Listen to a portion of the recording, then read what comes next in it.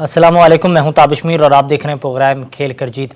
मुश्किल मिशन के लिए कौमी क्रिकेट टीम जहां तैयार दिखाई दे रही है, तैयारियां जारी हैं, तो दूसरी जानिब कौमी क्रिकेट टीम के डायरेक्टर साबिक कप्तान मोहम्मद हफीज़ की जानिब से गुज़िश्ता रोज़ प्रेस कॉन्फ्रेंस की गई। प्रेस कॉन्फ्रेंस के दौरान उन्होंने इस अज़म का इज़हार किया कि पाकिस्तान टीम ऑस्ट्रेलिया में ना तो टेस्ट सीरीज़ खेलने जा रही है, लेकिन जिस अज़म से वो मैदान में उतरेंगे तो वो अज़म पाकिस्तान टीम मैच जीत कर वतन वापस लौटेगी। सीरीज़ को जीतना एक अहम इम्तिहान है जिसे सर करने के लिए हम मैदान में उतरेंगे। ताहम कौमी क्रिकेट टीम के साबिक कप्तान और इस वक्त बतौर पाकिस्तान टीम के डायरेक्टर के तौर पर खिदमत सर अंजाम देने वाले मोहम्मद हफीज़ की जानिब से कहा गया, अब टीम की इंतज़ामी और खिलाड़ियों के दरमियान जो राब्ते का फुकदान था वो नहीं होगा। उन्होंने इस हवाले से ये भी निशानदेही की कि पाकिस्तान टीम में कोई ग्रुप को फ़ायदा मेरे होने से नहीं पहुँचेगा।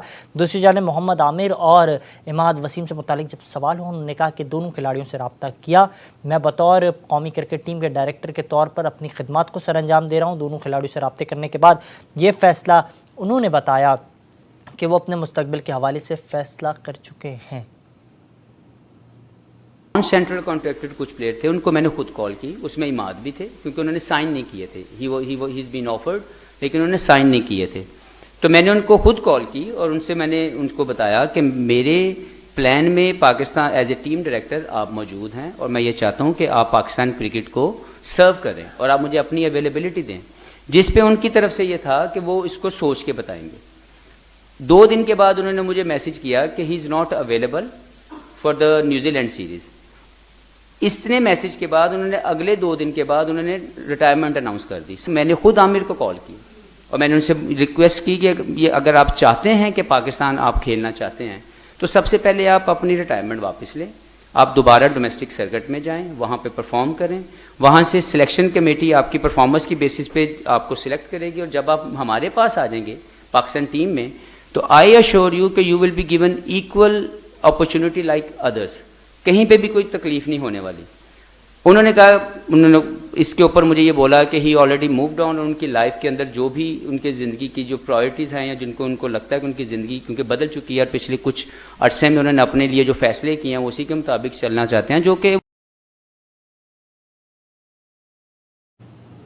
पाकिस्तान क्रिकेट बोर्ड में जहां तब्दीलियों और तकरीरों के मामलात जारी थे और तब्दीलियों और तकरीरियाँ वर्ल्ड कप की नाकामी के फ़ौरन बात की गई, तो एक अहम सवाल यहाँ ये सामने है कि क्या बैनुल अक़वामी कोचेज़ को पाकिस्तान की क्रिकेट बोर्ड की जानिब से अब गुड बाय कह दिया गया है। लेकिन इस हवाले से भी जब सवाल हुआ कौमी क्रिकेट टीम के डायरेक्टर मोहम्मद हफीज़ से, तो उन्होंने इस हवाले से बात करते हुए कहा कि ऑस्ट्रेलिया के टूर के लिए हमांग होने के लिए ऑस्ट्रेलवी कोचेज़ की खिदमत वहाँ ली जाएंगी और ऑस्ट्रेलवी कोचेज़ के हवाले से जल्द बता दिया जाएगा। जी, मैं आपको बता दूं कि मैं बैटिंग कोच बिल्कुल नहीं हूं और जो आपकी वाली बात है वो अभी तक क्योंकि हमारी जो टीम मैनेजमेंट है वो आपके सामने नहीं आई, क्योंकि उसमें एक आध चीज़ टेक्निकल को थी, वो इंशाल्लाह बहुत जल्दी आप तक वो आ जाएगी। Total management of the team जो यहाँ पे टूर कर रही है, वहाँ पे ऑलरेडी हमने जो ऑस्ट्रेलिया के जो हमें ज़रूरत है, क्योंकि कंडीशनल जो एडजस्टमेंट रिक्वायर्ड है, स्ट्रेटिजिकल जो एडजस्टमेंट रिक्वायर्ड है, उसके लिए हमने वहाँ से जो है कोचिस को अपने साथ जो है इंगेज किया है फॉर दिस सीरीज़ और बहुत जल्दी आपको उनके नाम भी मिल जाएंगे। उनको इसलिए हमने जो है अपने साथ ऐड किया है कि वहाँ की कंडीशन के मुताबिक, क्योंकि उन्होंने वहाँ पे ज़्यादा टाइम गुजारा हुआ है, वहाँ पे उनकी कंडीशनल एडजस्टमेंट जो है वो ज़्यादा बेहतर तरीके से बता सकते हैं, तो इसलिए उनको हमने अपने साथ अपने सपोर्टिंग स्टाफ के अंदर इंगेज किया। जी, मैं आपको बता दूँ कि मैं बैटिंग कोच बिल्कुल नहीं हूँ। तो दूसरी जानिब मोहम्मद हफीज़ का ये भी मानना था कि बाबर आज़म की कप्तानी उनके हाथों से जाने के बाद उन पर ये दबाव ना सिर्फ कम हुआ, वो बतौर बल्लेबाज भी काफ़ी शानदार अंदाज से खेल का मुजाहरा करेंगे। उन्होंने ये भी कहा कि बाबर आज़म ना सिर्फ मेरे काफ़ी फेवरेट खिलाड़ी हैं, मैं भी उनका परस्तार हूँ। दूसरी जानिब उन्होंने शाहिद खान आफरीदी के बयान पर बात करने से गुरेज करते हुए दिखाई दिए। उन्होंने कहा कि अगर शाहिद खान आफरीदी चाहते हैं कि मोहम्मद रिजवान कौमी क्रिकेट टीम के कप्तान बने और शाहीन शाह आफरीदी नहीं बने तो उसकी वजह वो ख़ुद ही बता सकेंगे, मैं इस बात पर क्या बात करूं। और कौमी क्रिकेट टीम के जो मौजूदा कप्तान हैं वो अपनी सलाहियतों की वजह से कौम की बेहतरीन टीम की क़यादत कर रहे हैं। दूसरी जानब उन्होंने ये भी कहा कि ये कप्तान मुकर्रर करना और इन्हें ये अहम ज़िम्मेदारी देना मेरे हाथ में नहीं है, ये चेयरमैन चौधरी मोहम्मद ज़का अशरफ ने किया है और ये सब उनकी सवाबदीद के मुताबिक हुआ है। बाबर की एज ए बैट्समैन जो कंट्रीब्यूशन है हम सब उसके मद्दाह हैं और मैं ये समझता हूँ कि मज़ीद उनको जो है जो प्रेशर रिलीज़ होगा उनको, क्योंकि कप्तानी के ऊपर एक एडिड प्रेशर आपके ऊपर आता ज़रूर है, कोई कहे कि नहीं आता ये गलत है, लेकिन जब वो आपसे ईज डाउन होता है तो मुझे लगता है कि बाबर का जो खेल है वो और ज़्यादा निखरेगा और उनकी जो कंट्रीब्यूशन है पाकिस्तान क्रिकेट के लिए जो कि बहुत शानदार तरीके से वो पिछले कई सालों से कर रहे हैं, वो उसको मज़ीद बढ़ाएंगे। शाहिद भाई ने खुद ही बोला और ख़ुद ही बता दिया कि मैंने ये बोला कि मुझे शाहीन चाहिए, बिल्कुल ऐसा नहीं है। तो इसके बारे में तो जो शाहिद भाई हैं वही इसके बारे में बता सकते हैं कि वो क्यों नहीं चाहते थे कि शाहीन कप्तान बने। मेरा ख्याल है कि ज़का अशरफ साहब ने जो फैसले किए दोनों कप्तानों को लेके, बाबर आजम जब एग्ज़िट हो गए, तो मुझे लगता है कि ये दोनों बेहतरीन क्रिकेटर हैं और मुझे ये लगता है कि इन दोनों के अंदर टेक्निकल एंड टैक्टिकल ग्रोथ है। जानिब जहां मोहम्मद हफीज़ की जानिब से ये बात की गई पाकिस्तान टीम की बेहतरी को लेकर, वो इन एक्शन दिखाई दे रहे हैं और बतौर डायरेक्टर काफ़ी काम को बेहतर अंदाज से डील करते हुए दिखाई दे रहे हैं। तो दूसरी जानिब हमने देखा पड़ोसी ममालिक हिंदुस्तान में ऑस्ट्रेलिया और हिंदुस्तान मद्दे मुकाबिल है और 3 T20 मैचेस की सीरीज़ में हिंदुस्तान ने 2-1 से जो है कामयाबी हासिल कर ली है, लेकिन गुज़िश्ता रोज़ होने वाले मुकाबले में शानदार मिजाज के साथ बल्लेबाजी का मुजाहरा करते हुए दिखाई दिए। मैक्सवेल उन्होंने शानदार इनिंग्स खेली और ना सिर्फ शानदार इनिंग्स खेली, उनकी इनिंग्स की बदौलत ऑस्ट्रेलिया पहला मैच इस सीरीज़ में जीतने में कामयाब हुआ। तो दूसरी जानिब ये भी बाज़गश्त अब ज़द-ए-आम है और हम देख रहे हैं कि हिंदुस्तान की जानिब से वापस से प्रोपेगेंडा क्रिएट किया जा रहा है कि पाकिस्तान में होने वाले ICC मेंस चैम्पियंस ट्रॉफ़ी के हवाले से वो नहीं आएंगे और वजह एक बार फिर से सिक्योरिटी वजूहात सामने रखी जा रही हैं।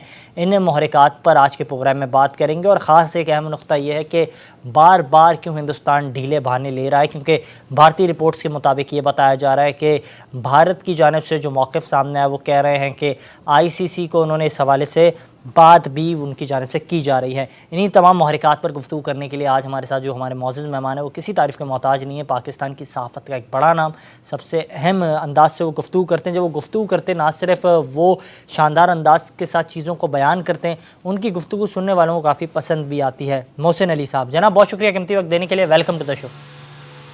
थैंक यू वेरी मच, बहुत बहुत शुक्रिया आपका भाई। हमारी आवाज़ कईयों को चुभती भी बहुत है।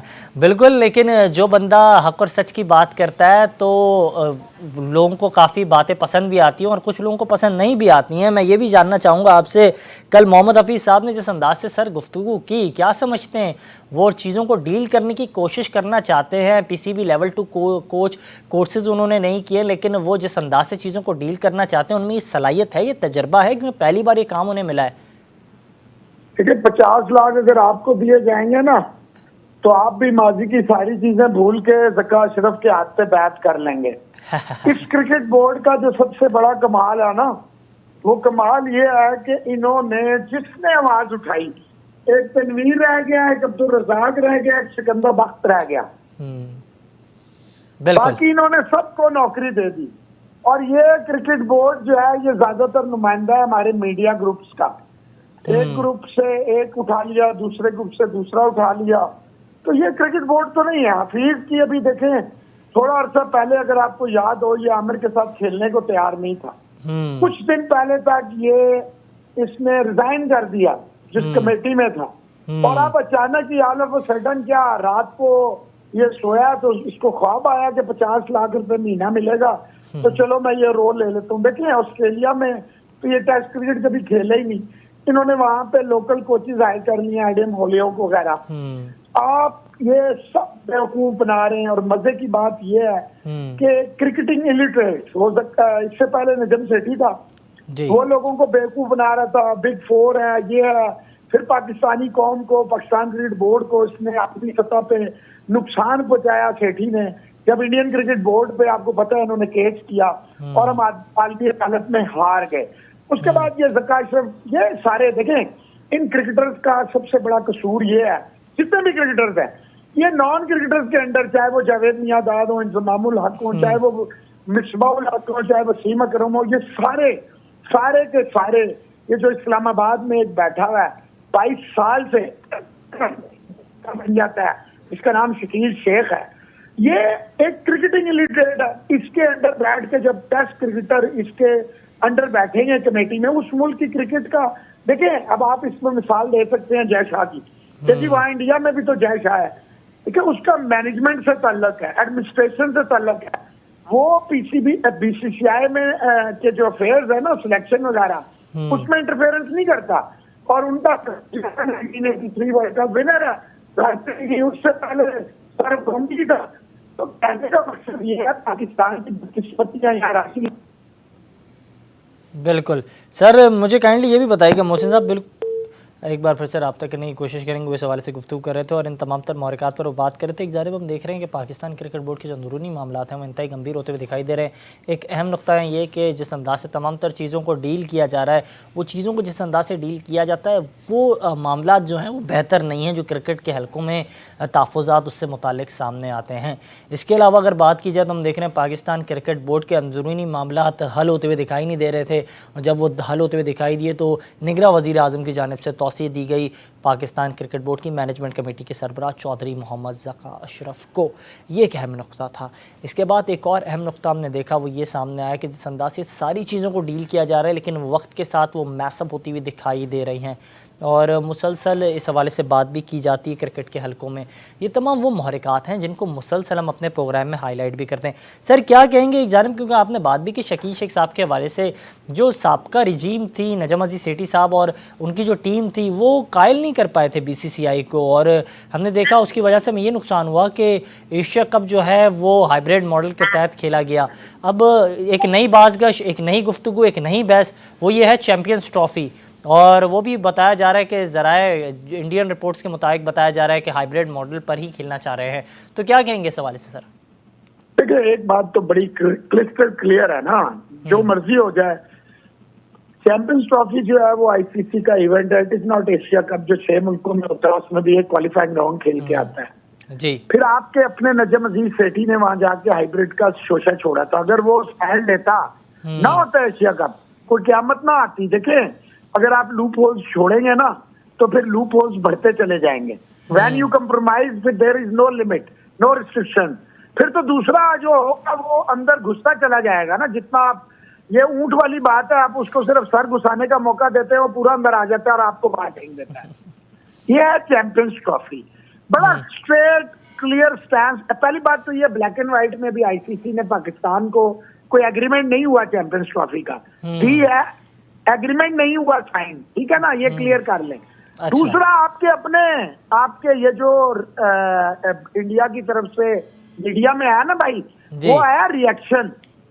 हर अमल का एक रद्द अमल होता है। आपने एक दिन पहले जब आईसीसी को लिख दिया जी कि अगर इंडिया नहीं आएगा, आपको क्या इल्हाम हुआ है?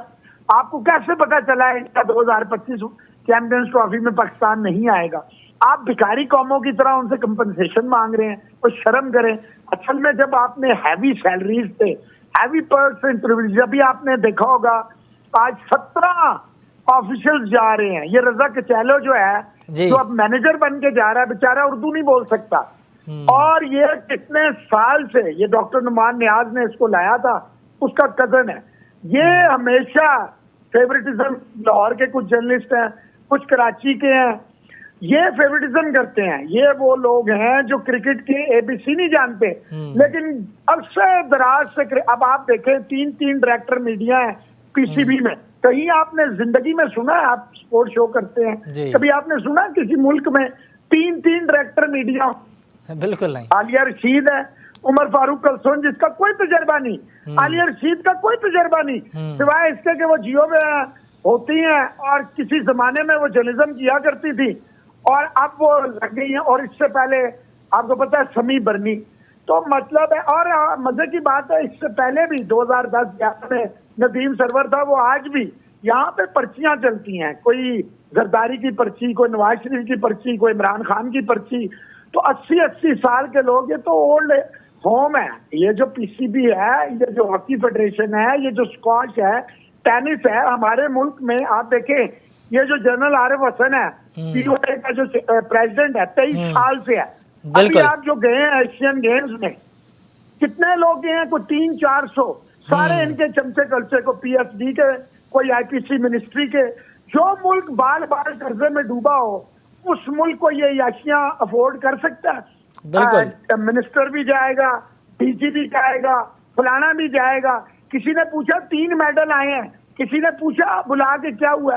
Pakistan cricket team world cup खेल रही है हिंदुस्तान में, और आपका चेयरमैन कह रहा है जी कि मैंने तो सारा कुछ बाबर और इंजमाम को दे दिया था, आप ये जिम्मेदार हैं।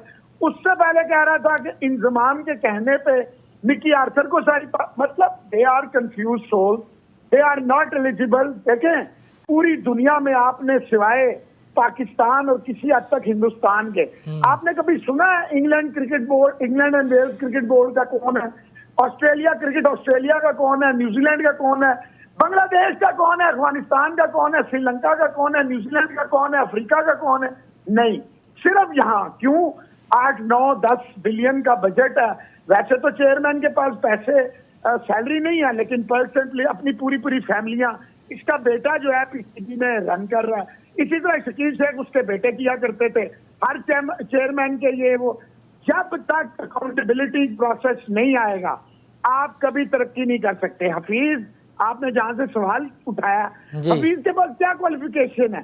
सिर्फ क्रिकेट खेला है। तो आप भी क्रिकेट कवर करते हैं, स्पोर्ट्स कवर करते हैं, तो फिर तो आपको भी कोच लग जाना चाहिए। बिल्कुल बिल्कुल, आपने एक अहम नुक्ते पे बात की, आपने बड़ी खूबसूरती के साथ एक अहम नुक्ते पे, बिल्कुल बिल्कुल, आपने बड़ी खूबसूरती के साथ अहम नुक्ते पर बात की।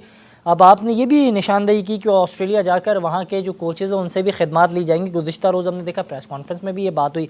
आखिरी सवाल आपसे जानूँगा, पहले कप्तान बनाने की दौड़, अब कप्तान क्यों बना दिया शाहीन शाह अफरीदी को?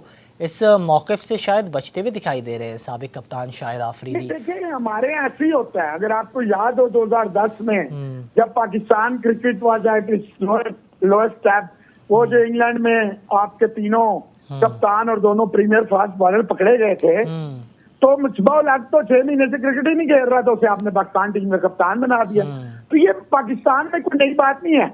जो बंदा लेकिन इस हवाले से काइंडली मोहसिन साहब, मैं आपको इंटरप्ट कर रहा हूँ माजरत के साथ, मुझे काइंडली बताइएगा, कल तक जिस खिलाड़ी को ना तो 11 में गिना जाता था, कल तक जिस खिलाड़ी की परफॉर्मेंस के बाद भी उसे सेलेक्ट नहीं किया जाता था, जब वो कप्तान बन गए हैं तो अब उनकी परफॉर्मेंस भी काफ़ी शानदार है, वो बासलाहियत खिलाड़ी भी हैं और वो टीम की भाग दौड़ जो वो संभाल सकते हैं।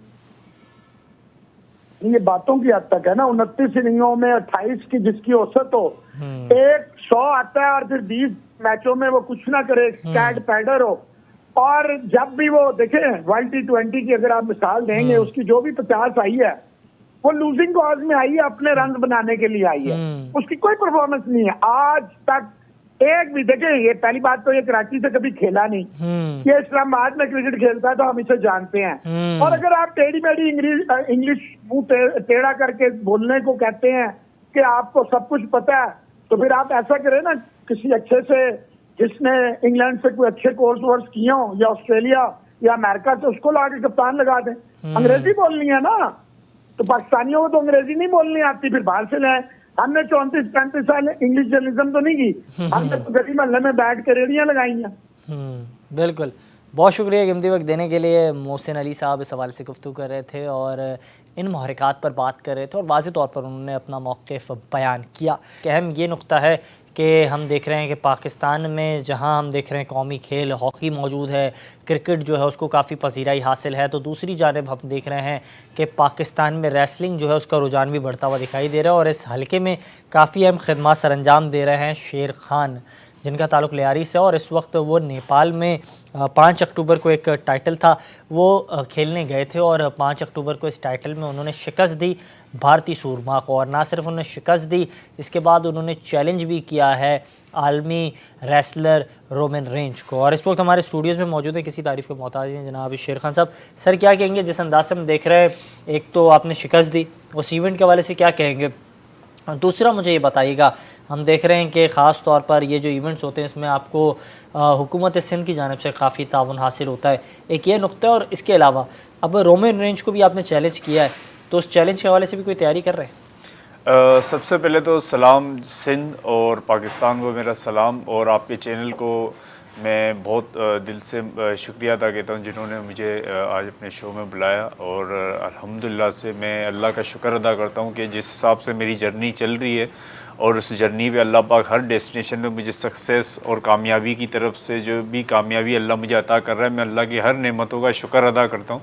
और मैं चाहता हूँ कि इस तरह से नौजवान और आगे बढ़ते रहें और मेहनत में अपने लगन को मेहनत करते रहें और आपने जो सवाल पूछा है कि नेपाल की जर्नी और नेपाल के हवाले से कि उस इवेंट में क्या ऐसी, तो मसला ये था कि इस इवेंट में अल्हम्दुलिल्लाह अमेरिका से, मेक्सिको से और नेपाल और पाकिस्तान से काफ़ी रेसलर ने पार्टिसिपेट किया। इसमें ये था कि जापान के लिए भी आगे नाम सेलेक्ट हुआ है और मेरा जो मुकाबला था वो जो है वो इंडियन रेसलर के साथ हुआ।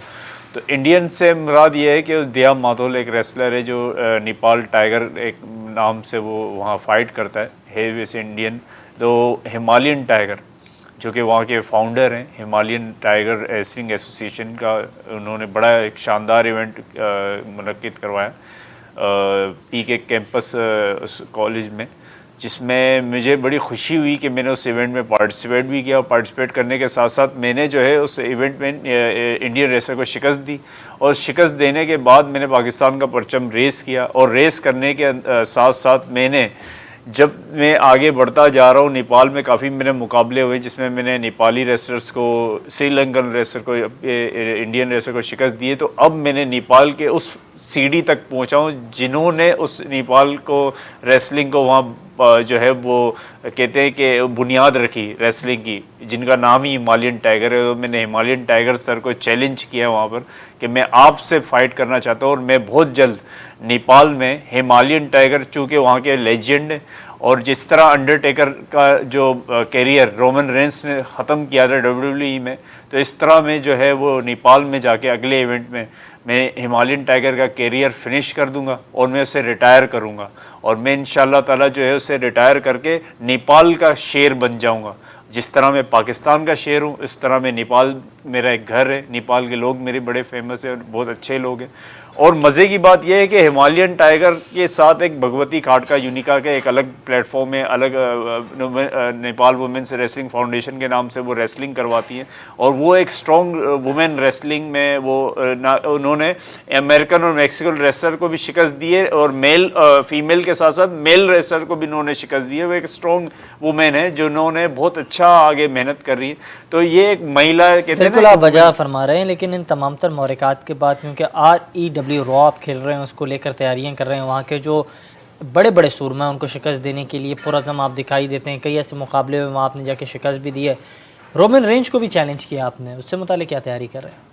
रोमन रेंज को चूँकि मैंने इससे पहले डॉन TV पे इंटरव्यू के दौरान मुझसे सवाल पूछा तो मैंने उनका जवाब एक एज अ रेसलर के तौर पे दिया कि मैं उनसे मिलना तो दूर, मैं उनसे चैलेंज करना चाहता हूँ, मैं उनसे फ़ाइट करना चाहता हूँ क्योंकि अब अल्लाह ने मुझे जो वो इज़्ज़त दी है, देखें वो अमेरिकन रेसलर है और अमेरिका को देखने के लिए पाकिस्तान अब अमेरिका तो जा नहीं सकता। तो इसीलिए हमने एक प्लेटफॉर्म बनाया रेवोल्यूशन ईस्टर्न, अल्लाह के फजल करम से शुक्र अल्लाह का कि अभी हमारे पाकिस्तान के फैमिलीज़, हम बच्चे जो भी हैं वो रेसलिंग देखने आते हैं तो वो कहते हैं कि मुझे शेर खान जैसा बनना है, मुझे बिलाल अफरीदी से, कोबी ब्रेंडन, एक्स-मैन जैसा, हमारे सारे रेसलर हैं माशाल्लाह से। तो जो खबरें हम देख रहे हैं, जो समाजी वेबसाइट्स पर वीडियोस आपकी आई हैं, उसमें ये वाज़ेह तौर पर आपने कहा कि मैं रोमन रेंज को जो चैम्पियन चैलेंज करता हूँ, तो उन्हें जहाँ आप चैलेंज कर रहे हैं तो वो जो चैलेंज है उसको लेकर कुछ फ़ैसला किया, कोई प्लान है?